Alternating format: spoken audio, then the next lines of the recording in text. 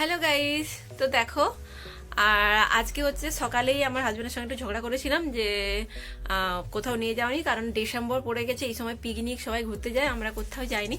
তো হঠাৎই বললো যে 8:30টার দিকে বললো যে চলো বেরিয়ে পড়ো, কলকাতায় নিয়ে যাবো। তো কলকাতায় কি এক কোথায় নিয়ে যাবে জানি না। তো আমার মেয়ে ড্রয়িং করতে গেছিল, এই যে ড্রয়িং করে ও এসছে, বেরিয়ে গেছে, এখন 11:30 বাজে। আর কোথায় যাব, মোটামুটি ব্যাগগুলো এই যে গোছানো হয়ে গেছে। দেখো একটাই এই যে ব্যাগ নিয়েছি, ব্যাগগুলো গোছানো, কিন্তু কোথায় যাব সেটাই জানি না। মোটামুটি এখন বেরিয়ে তো ফাইনালি চলে এলাম আমরা কলকাতায়। তো দেখতেই পাচ্ছ এই যে বিদ্যাসাগর সেতু, আর সেতুটা দেখবো আর তুলবো না কি করে হয়। তো বন্ধুরা, কলকাতায় কিন্তু আমার আসাই হয় না তেমন। তো কয়েকটা ভিডিও আছে দেখছিলাম, একজন দাদাভাইয়ের গাড়িতে এসেছিলাম সেই নিউ মার্কেটে। তো তখন পার্সোনালি গাড়িতে গেছিলাম, আর বাসে হয়ে কখনো যাওয়া হয় না। আর কলকাতা মানে একটা আলাদা ব্যাপার, কলকাতায় বড় বড় বাড়ি, অনেক কিছু। তো দেখো চলেই এসেছি কলকাতায়, আর এটা তো তুলতেই হবে কারণ এত সুন্দর দেখতে লাগে না। তো তাই এই পিসটা তুলে নিলাম। তো জানি না কি করবে, কোথায় যাবে, তো আমার হাজবেন্ডই জানে। তো যাই দেখি কি করছে, কোথায় নিয়ে যাচ্ছে। দেখে যাও, চলো। তো এই হচ্ছে জিনিসপত্রগুলো সব এইভাবে নিয়ে নিয়েছি, আর এইখানে কলকাতায় মানে চলেও এলাম। এখন বাজে 2টো। কোথায় যাবো এখন জানি না। আমার হাজবেন্ড যাচ্ছে কি মিউজিয়াম, কাছে কোথায় মিউজিয়াম, তো ওখানেই যাব। এই যে সব হেঁটে হেঁটে চলছে, আমার হাতে হচ্ছে সব বস্তা। তো আমরা চলে এসেছি পার্ক স্ট্রিটে, আর এই যে একটুখানি হেঁটে তারপর আমরা ডান দিকে চলে যাব, গিয়েই কিন্তু মিউজিয়াম পড়ে। মিউজিয়ামে দেখো প্রচুর লাইন পড়ে গেছিলো, আমার কিন্তু ফার্স্ট টাইম আসা, তো আমি সেভাবে কিছুই জানি না, কিন্তু এখানে টিকিট কেটেই ঢুকতে হয়, সেই জন্য আমরা টিকিটের লাইন দিয়েছিলাম। তো এই হচ্ছে গেটটা, দেখতেই পাচ্ছ দারুণ বড়। তো একদিকে ব্যাগ রাখার কিন্তু ব্যবস্থা আছে, কারণ অনেকেই তো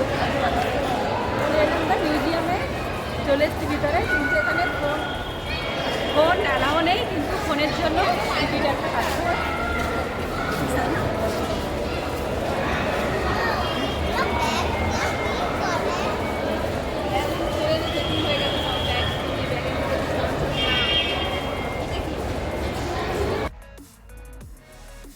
তো ভেতরটা দেখতেই পাচ্ছ দারুণ বড়, বিশাল, মানে বলবো কি বিল্ডিংস, আর উপরে অনেক কিছু দেখার আছে, যেগুলো তোমাদেরকে আমি অন্য একটা ভিডিওতে দেখাবো, কারণ পুরো কিছু এতে তুলে ধরলে অনেক বড় ভিডিও হয়ে যাবে।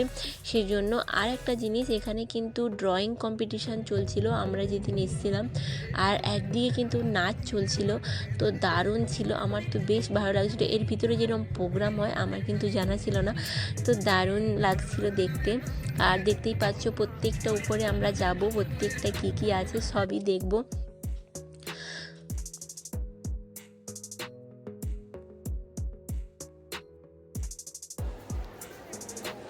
তো দেখো তোমরা যদি সামনেই আসো, তো এই রকম জিনিসগুলো দেখতে পাবে, এই রকম মূর্তিগুলো আছে যেগুলো আমরা অনেক দিন আগে পুরনো মানে ইতিহাসে পড়েছি, যে এইসব জিনিসগুলো দেখো, সব জিনিস কি সুন্দর গুছানো, মানে সাজানো আছে, দারুণ দারুণ ভাস্কর্য সব, মানে আদিমকালের যেই সব দেবদেবীর মূর্তিগুলো কিভাবে ছিল, তো তারা সেভাবে করে সব রেখেছে, দারুণ দারুণ। তোমরা জাস্ট ভিতরে গেলে বুঝতেই পারবে, এগুলো কিন্তু সামনেই ছিল, কিন্তু একটা রুমের মধ্যে পুরোটাই ভর্তি ছিল এইভাবে।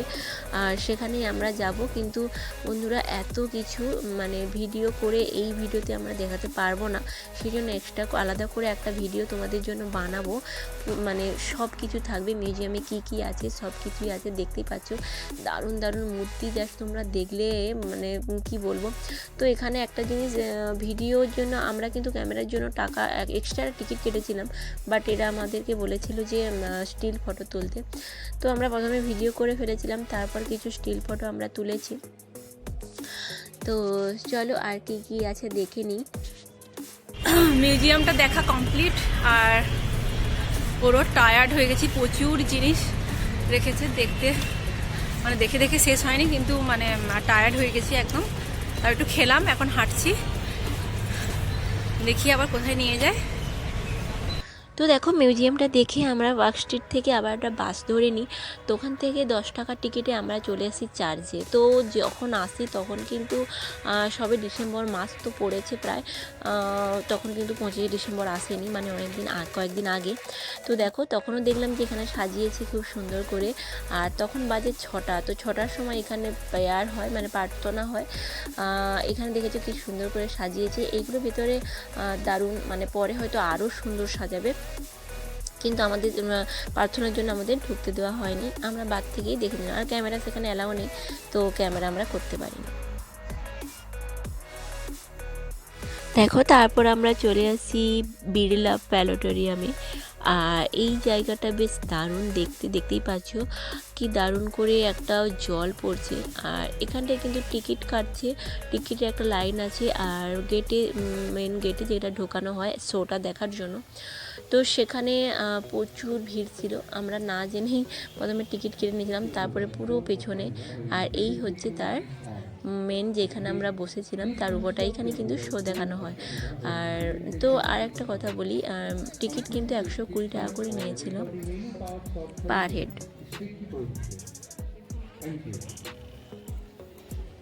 তো দেখো ওখান থেকে ও শোটা শেষ হওয়ার পর আমরা চলে আসি প্রিন্সেস ঘাট।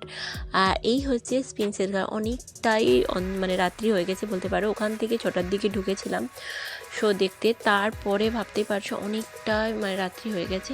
তো আমরা এখানে চলে এসেছি। এই জায়গাটা বেশ, এখানে বসে আছি, দেখছি পেছন থেকে ট্রেন যাচ্ছে, এটা বেশ ভালো। বাট জায়গাটা আমার ঠিক পছন্দ হয়নি, কারণ ফ্যামিলি নিয়ে গেলে কিন্তু একটু অসুবিধায় পড়তে হয়, কারণ ছেলেমেয়েরা যেভাবে বসে থাকে আমার দেখে একটু খারাপ লেগেছিলো, কারণ ঠিকঠাক মনে হয়নি। কিন্তু এই যে লাইট আর এই যে এই নদীর বেশ সুন্দর, এইটা বেশ ভালো লেগেছে লাইটিংগুলো। তারপরে এই দেখো উপরে একটা জাহাজ এই যে দাঁড়িয়ে আছে, দেখো এটার মধ্যে লাইট, সবাই ঘুরতে যাচ্ছে, বেশ এটা খুবই মানে ভালো লাগে। বা ফটো শ্যুট করার জন্য বেশ দারুণ জায়গা।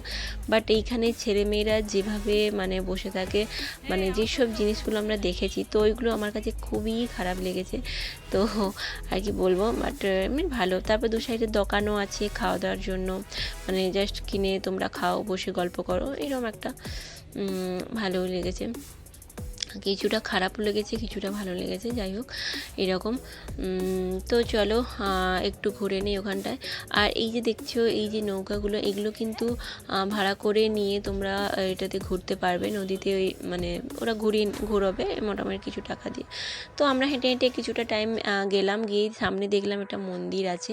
তো দেখো এই যে মন্দির, এইরকম পুজো টুজো হয়তো দেওয়া হয়, আমার জানা ছিল না, বাট এই লাইটগুলোও দিয়েছে খুব সুন্দর। আর এখন কিন্তু অনেকটাই রাত্রি হয়ে গেছে।